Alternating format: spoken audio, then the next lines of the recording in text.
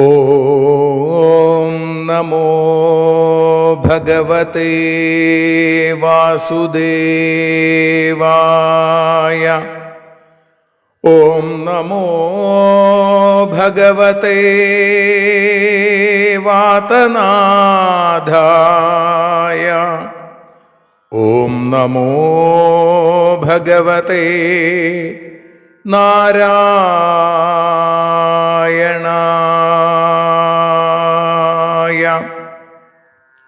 ഏവർക്കും നാരായണീയ മധുരം ആസ്വദിക്കാൻ ഒരിക്കൽ കൂടി സ്വാഗതം. മൂകം കരോതി വാചാലം പങ്കും ലംഘയതേ ഗിരിം യൽകൃപാതമഹം വന്ദേ പരമാനന്ദമാധവം.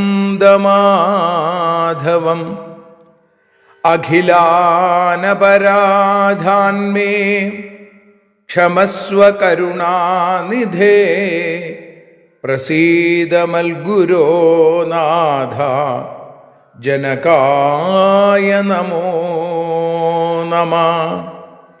അഖിലാനപരാധാന്മേ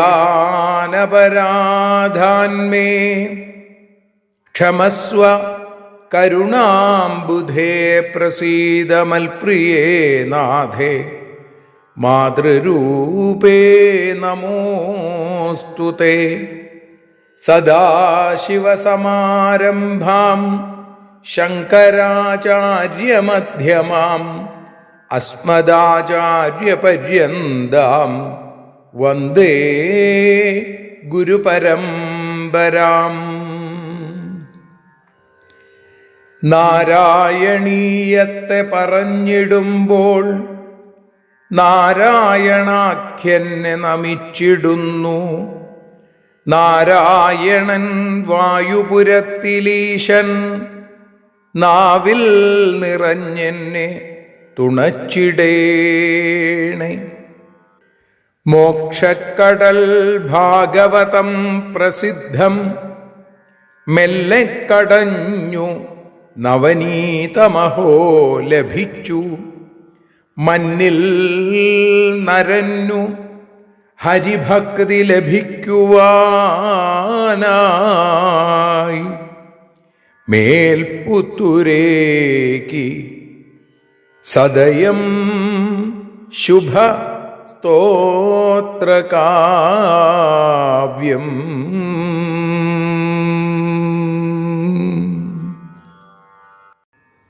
ഇങ്ങനെയുള്ള ശ്രീമന്നാരായണീയത്തെ നാരായണീയ മധുരമായി നാം ആസ്വദിച്ച് ഭഗവത്പാദങ്ങളിൽ സമർപ്പിച്ചുകൊണ്ടിരിക്കുന്നു.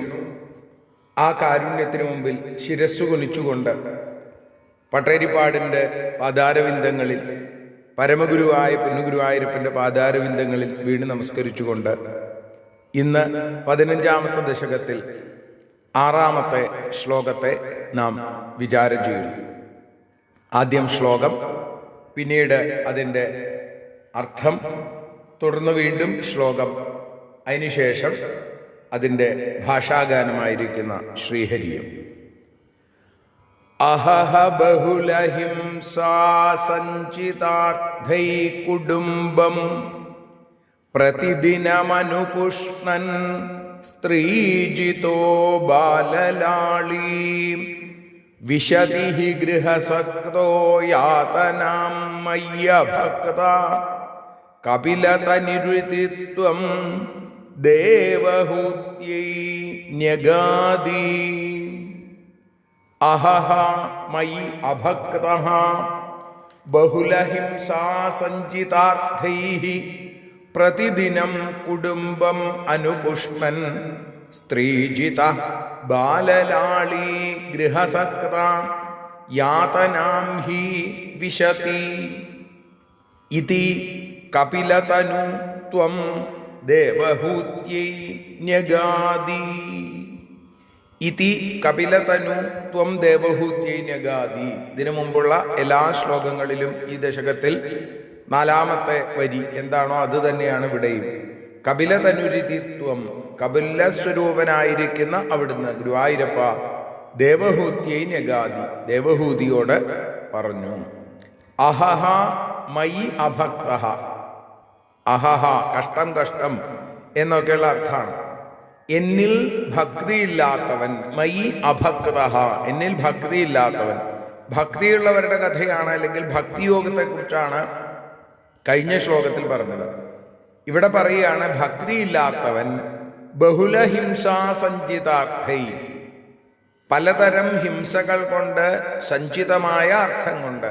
അപ്പോൾ പലതരത്തിൽ മറ്റുള്ളവരെ ദ്രോഹിച്ചിട്ടാണെങ്കിലും സമ്പാദിച്ച ധനം കൊണ്ട് പ്രതിദിനം കുടുംബം അനുപുഷ്ണൻ, ഓരോ ദിവസവും ഓരോ നാൾ തോറും കുടുംബത്തെ പുലർത്തിക്കൊണ്ട് കുടുംബാരാമന്മാരായി സ്ത്രീജിത ബാലലാളി ഗൃഹസക്ത, സ്ത്രീജിതനായി സ്ത്രീകൾക്ക് കീഴടങ്ങിയും അതേപോലെ ബാലലാളി കുട്ടികളെ കളിപ്പിച്ചും ഗൃഹസക്ത ഗൃഹകാര്യങ്ങളിൽ മുഴുകിയും കഴിയുന്ന ആളുകൾ ഭഗവാനെ ഓർക്കുന്നില്ല. അങ്ങനെയുള്ള ആളുകൾക്ക് എന്ത് സംഭവിക്കണു?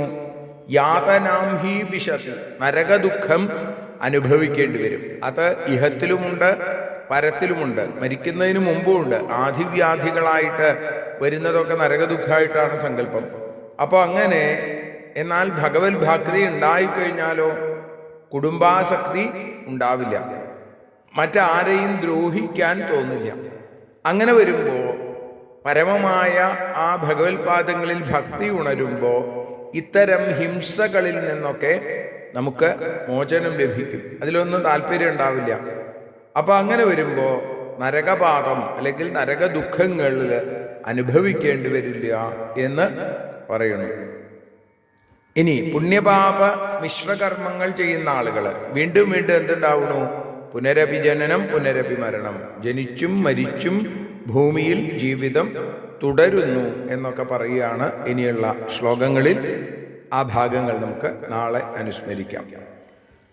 അഹഹ ബഹുലഹിംസാ സഞ്ചിതാർത്ഥൈ കുടുംബം പ്രതിദിനമനുപുഷ്ണൻ സ്ത്രീജിതോ ബാലലാളി വിശതി ഗൃഹസക്തോ യാതനാം മയ്യഭക്ത കപിലതനുരിതി ത്വം ദേവഹൂത്യൈ ന്യഗാദി.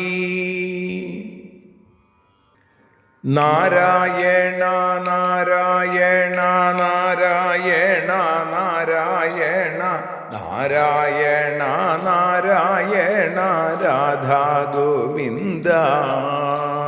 നാരായണ നാരായണ കപിലമൂർത്തേ. എന്നിൽ ഭക്തിയില്ലാത്തവൻ ഹിംസ ചെയ്തു ധനം നേടി കുടുംബ പ്രാരബ്ധങ്ങളിൽ പെട്ടുഴലുന്നു. ഇത്തരം ലൗകികർക്കെന്നും നരക ദുഃഖം ലഭിക്കും ദേവഹൂതിയോടു ചൊല്ലി കപിലമൂർത്തി. നാരായണ നാരായണ നാരായണ നാരായണ നാരായണ നാരായണ കപിലമൂർത്തേ. നാരായണ നാരായണ പാവനകീർത്തേ. കായേന വാചാ മനസേന്ദ്രിയർവാ ബുദ്ധ്യാത്മനാ വാ പ്രകൃതേ സ്വഭാവാൽ കരോമി യദ്യൽ സകലം പരസ്മൈ നാരായണായേതി സമർപ്പയാമി. സർവത്ര നാരായണ നാമ സങ്കീർത്തനം. നാരായണ നാരായണ